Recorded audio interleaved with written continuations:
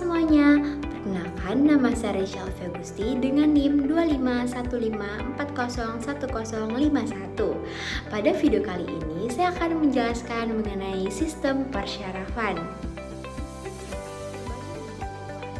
Sistem saraf pusat dan sistem saraf tepi. Apa sih sistem saraf pusat itu? Baik, di sini saya akan menjelaskan definisi sistem saraf pusat. Sistem saraf pusat atau Central Nervous System adalah pusat pengendali seluruh aktivitas tubuh manusia, mulai dari gerakan, pikiran, aktivitas tubuh manusia, perasaan, hingga fungsi organ dalam. Sistem saraf pusat bekerja sama dengan sistem saraf tepi untuk menerima, memproses, dan mengirimkan informasi ke seluruh tubuh. Yang pertama ada otak yang berfungsi untuk pusat pengendali untuk berpikir, belajar, bergerak, merasakan, dan emosi. Yang kedua, sumsum tulang belakang yang berfungsi untuk menjadi jalur utama bagi sinyal saraf dari otak ke seluruh tubuh dan sebaliknya. Sistem saraf tepi adalah bagian dari sistem saraf yang menghubungkan otak dan sumsum tulang belakang, sistem saraf pusat dengan seluruh tubuh bagian seperti otot, kulit, organ.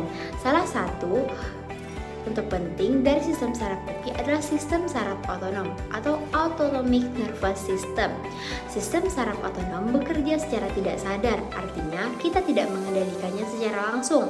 Fungsinya adalah mengatur aktivitas organ dalam tubuh seperti detak jantung, tekanan darah, pernapasan, pencernaan, dan suhu tubuh.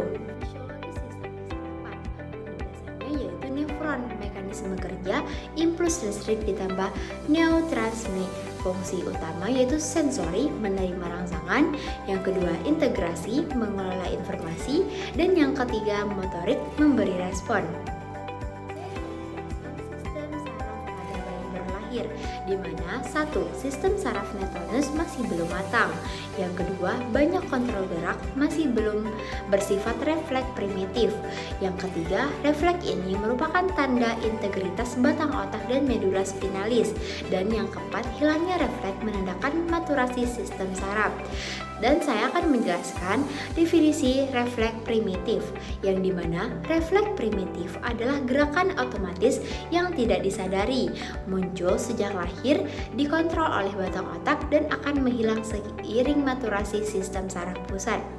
Ada beberapa refleks. Yang pertama, refleks Moro, yaitu stimulasi suara keras atau perubahan posisi mendadak. Responnya gerakan ekstensi lengan, membuka tangan, diikuti fleksi dan pelukan. Muncul saat lahir dan akan menghilang saat 4-6 bulan. Signifikan absen cedera SPP atau kerusakan batang otak. Asimetris frakular klavikula atau cedera plexus brachialis. Pada sudut mulut atau pipi. Responnya bayi memutar kepala ke arah rangsangan dan membuka mulut. Biasanya muncul saat lahir dan akan menghilang mulai dari 3 hingga 4 bulan. Signifikan refleks penting untuk menyusu, abnormal gangguan neurologis atau masalah vending. Objek menyentuh langit-langit mulut. Gerakan mengisap secara ritmis, munculnya ketika bayi lahir dan akan menghilang seiring berjalannya waktu 2 hingga 4 bulan. Signifikan menilai kesiapan oral vending, lemah, prematuritas, depresi, sistem saraf pusat, dan asfiksia. Goresan pada telapak kaki, yaitu jari-jari membuka, dan biasanya muncul saat lahir dan akan menghilang sekitar 12-24 bulan.